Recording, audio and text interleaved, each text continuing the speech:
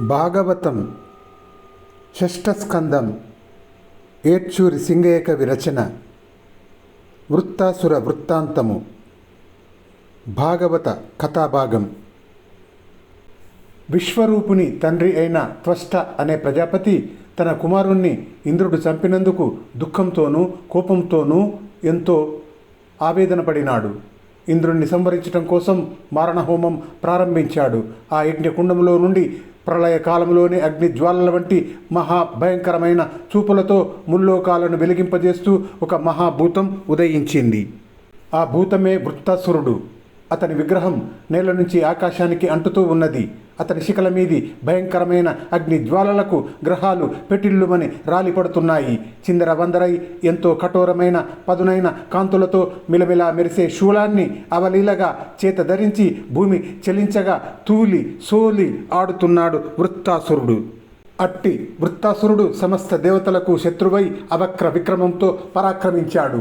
అటువంటి భయంకర ఆకారం కలిగిన వృత్తాసురుని మీదికి దేవతలంతా గుంపులు గుంపులై దూకారు. ఆగ్రహావేశంతో అతన్ని చుట్టుముట్టి అస్త్రశస్త్రాలు ప్రయోగించారు. వీరాది వీరుడైన ఆ వృత్తాసురుడు ఆయా శస్త్రాలను అన్నింటినీ చుట్టి పట్టుకొని నోటిలో పెట్టుకొని గుటుక్కున మృంగివేసి మహాభయంకరంగా గర్జించాడు. దాంతో ఆశ్చర్యచకితులైన ఇంద్రాది దేవతలు వృత్తాసురుణ్ణి ఏమి చేయలేకపోయినారు. అతడి తేజో విశేషాన్ని చూసి బెదిరి చెదిరిన హృదయాలతో తమ రక్షకుడైన పుండరీకాక్షుణ్ణి శరణు పొందుదామనుకున్నారు.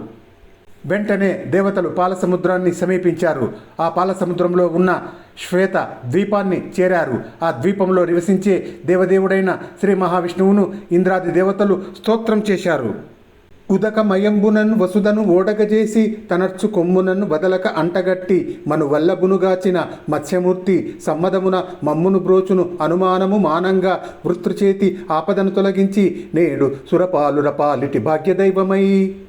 ప్రళయకాలంలో సమస్త సృష్టి జలమయం అయినప్పుడు భగవంతుడు మత్స్యావతారం ధరించి ఈ భూమిని ఓడగా చేసి తన ముట్టెపైన ఉన్న కొమ్ముకు కట్టుకొని సత్యవ్రతుడనే మనువును మమ్ములను అందరినీ కాపాడాడు. ఆ కరుణా సముద్రుడు మా పాలిట భాగ్యదేవత అయి ఈనాడు ఈ వృత్తాసురుని బారి నుండి సమ్మోదంతో మమ్ములను రక్షించుగాక. దేవతలమైన మేము ఆ దేవదేవుణ్ణి ఆశ్రయించవచ్చినాము. శరణాగతులమైన మేము సర్వలోక శరణ్యుడైన ఆ భగవంతుని శరణుజొచ్చినాము. ఇక ఈ వృత్తాసురుని విపత్తు నుండి విముక్తి పొంది సమస్త శుభాలు అందుకోగలము అంటూ ప్రార్థిస్తున్న దేవతలకు భక్తవత్సలుడైన భగవంతుడు శ్రీ మహావిష్ణువు ప్రసన్నుడై దర్శనమిచ్చాడు.